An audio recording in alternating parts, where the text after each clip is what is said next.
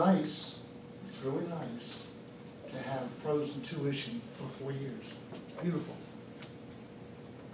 If we didn't learn anything in 1999, we should have learned this. You can't freeze anything for any prolonged period of time and expect everything to catch up. What am I talking about?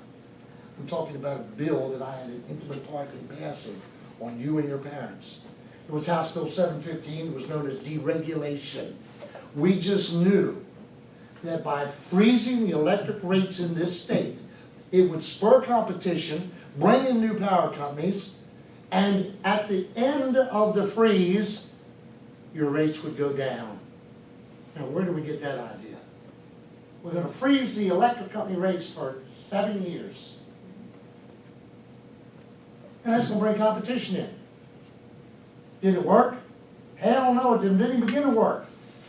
Have your parents told you about their electric bills? From 200 to 800 to 900?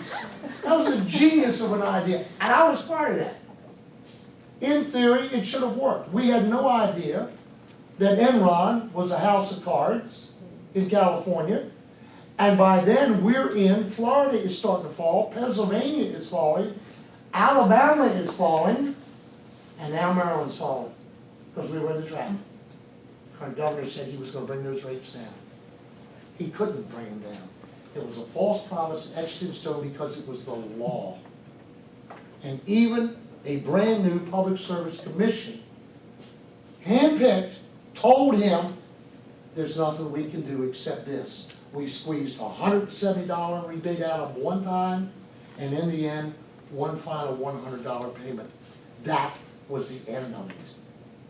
And that is the end of it.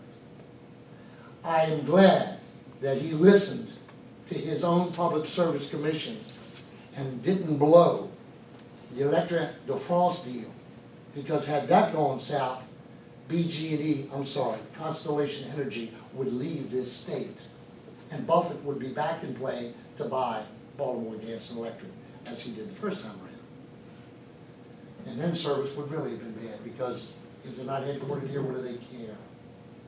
4,000 construction jobs in Lusby at the site, 400 to 500 permit jobs, 129 million cash infusion immediately at the sale called tax, a $20 million visitor and educational center on site, and another $120 million to Constellation Energy Group Foundation, which is a benevolent or philanthropic organization. I'm glad that he listened to his PSC on that deal, and it was real close, because they had just about had all they were going to come. So, where? Places like inviting business in instead of letting them out. You don't, and beautiful, it's great to go out and save the bay with the bi-valve that back in the 20s under Dr. Truitt at Chesapeake Biological Lab proved that in 4 days, the oyster population could cleanse the entire bay. Cleanse the entire bay in 4 days. That's hard to believe. You think about that. That is hard to believe. So it's great to close the productive bars in hopes of A, saving the bay and cleaning it, and B, inviting aquaculture entrepreneurs in. But before you do it, shouldn't you really let the watermen who make a living out there know you're going to do it? Shouldn't you tell them? Or should you let them read it in the paper? You can answer that. I don't know. I already answered it.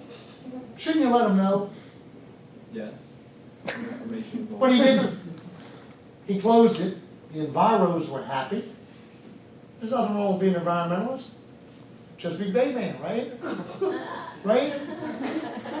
Nobody in this room grew up closer to the bay than I did. My first 19 years of life were 18 feet from the Chesapeake Bay. 18 feet. Who's going to beat it? That's what I thought. Little town called North Beach, Maryland. From my front door to the Chesapeake Bay was 18 feet.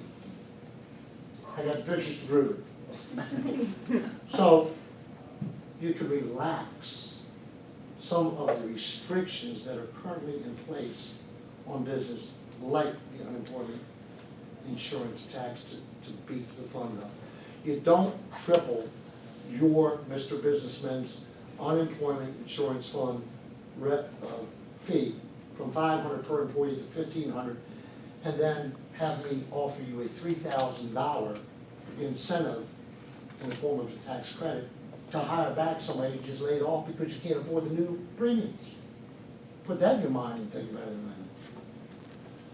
a minute. Charter schools, I supported charter schools. Let me get that out of the way.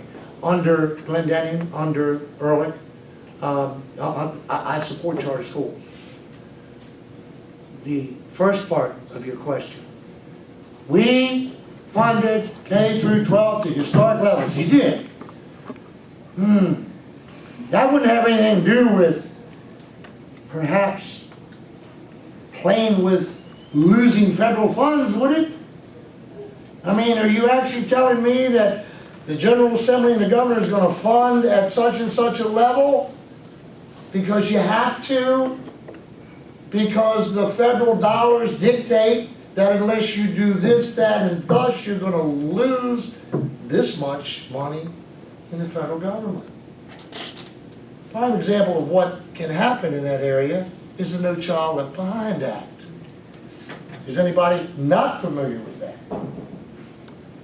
And what do you all think about something like that? It's a good idea, bad idea, what? When you teach to a test. It's a great title. Yeah, when you teach to a test, what are you not doing? You're not teaching basics. You're not teaching other things. I mean, it's fine to say, all right, we're going to teach to a standardized test here, and everybody is going to know this. Well, what does this amount to when you're teaching to the test? When you have the very people in charge of administering this thing saying it's a terrible idea, you think maybe it's a bad idea? Education, without education today, you are lost. You cannot compete in this world today without an education. And I'm not just talking about high tech. I'm not just talking about service. I'm talking about management in the trades and in the trades. You think it's easy being a soldier today? If you don't have a background in high tech, don't pick up some of these weapons that are out there today. After all, you're just a grunt, you're just a soldier, right? Yeah, you go ahead and pick out some of that stuff they have today and see what happens to you if you don't know what you're doing. You have got to have a quality education, but more than that, it gets back to the same thing I said about health care. You are entitled in this state and in this country, and it's in the law, to a free education for a certain period of time. You're guaranteed that. Funding of education is an absolute, period. In the state of Maryland, but more specifically in this country, long before you were born, Roe v. Wade came along. It is accessible, it's paid for.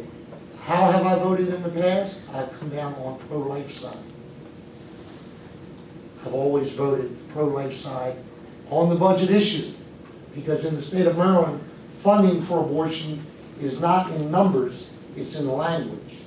It's called budget language, and you can find it if you want to look in the state budget. The language for the payment of abortion in this state is located in the state budget.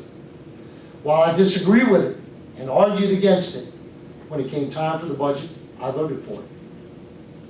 So that means that I voted for that funding, pure and simple. But personally, I am a pro-life believer. As a former fetus, I've always carried that thought. What? Well, I was.